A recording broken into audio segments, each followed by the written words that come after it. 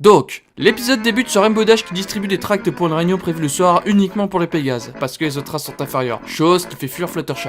Le soir tombé, tout le monde est au rendez-vous à la bibliothèque, sauf Fluttershy qui ne veut pas y aller mais qui se cache juste à côté de la bibliothèque. La réunion commence par une vidéo qu'il faut l'avouer pète la classe, où on explique qu'en gros sans pluie tout le monde meurt, et que, comme la météo à Écostria est très mal branlée, et qu'il faut tout faire soi-même, bah il faut acheminer de l'eau dans le Closedale, die Wolkenstadt von Pegasus. Et ce grâce à une putain de tornade, fait avec la force des Pégases. C'est complètement fumé. La vidéo n'ira jamais jusqu'au bout parce que Spike fait de la merde avec le rétroprojecteur. Ça alors. Du coup, c'est Rainbow Dash qui finit les explications avec en prime des encouragements pour que tout le monde s'entraîne, plus Thunderland qui se fait engueuler parce que ce connard tousse pour simuler une maladie. Va te faire enculer. Rainbow Dash encourage tout le monde puis se fait applaudir, sauf Fluttershy qui se casse avant la fin. Le lendemain, les Pégases commencent à s'entraîner, dont Thunderland qui s'en prend encore plein la tronche parce que c'est qu'un gros sac. Voyant ses troupes motivées, Rainbow Dash est contente, ou presque, car Fluttershy n'est pas venu. Elle décide donc d'aller lui rendre visite pour voir ce qui se passe, et là, quelle surprise, elle découvre que son ami est atteint de la varicelle. Horrifié, Rainbow Dash la soutient en lui jetant un soda en pleine gueule. Putain, il déconne pas avec les arrêts maladie avec Écostria. T'imagines, tu te pètes le pied, on vient vérifier chez toi si c'est le cas en te forçant à faire un foot.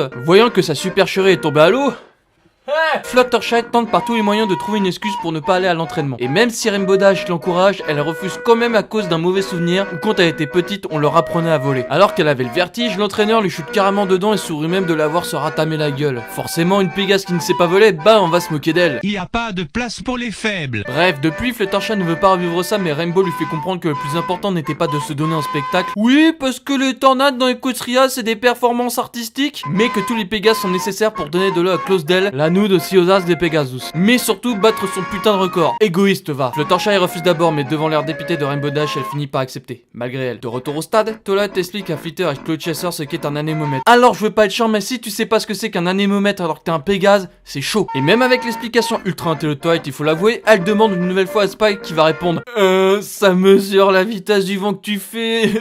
Et là, tout le monde comprend. Oh là là, t'as vu, Toad, faut pas être trop intelligente. Soudain, Thunderland, ce gros cancéreux, tousse encore et se fait donc engueuler par Toad, à quoi il se défend en répondant j'ai maintenant la voix de Sandrine Cacheton parce que ces gros bâtards d'Acapella Box ont niqué ma voix. Mais en plus d'en reprendre une couche par Rainbow Dash qui a bien compris qu'il cherchait à gruger l'événement, il est choisi pour commencer en premier la séance de mesure.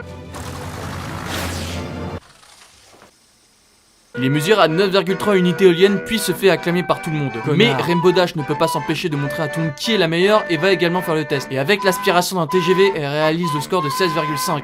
Rainbow Dash demande alors à tout le monde de s'entraîner pour atteindre 10 unités chacun dans le but de battre le record. Tous les Pégases passent chacun leur tour jusqu'à la dernière Fluttershy, terrifiée devant ce qui ressemble plus à un concours de billes. Elle parvint à voler mais sur son chemin, d'autres Pégases se moquent d'elle, ce qui la fait paniquer et donc fait le score de 0,5. Elle comprend alors que son score est terriblement naze et par peur des moqueries, alors que tout le monde s'en cogne, elle décide de s'enfuir en pleurant. Et comme dans tous les dessins animés, quand quelqu'un pleure, on fout un bruitage ultra exagéré des larmes. I'm sorry, Rainbow Dash. I just don't have the courage right now. S'étant réfugiée sous un arbre pour pleurer, ses amis animaux tentent de la consoler. Même un canard essaie de la motiver. On entend.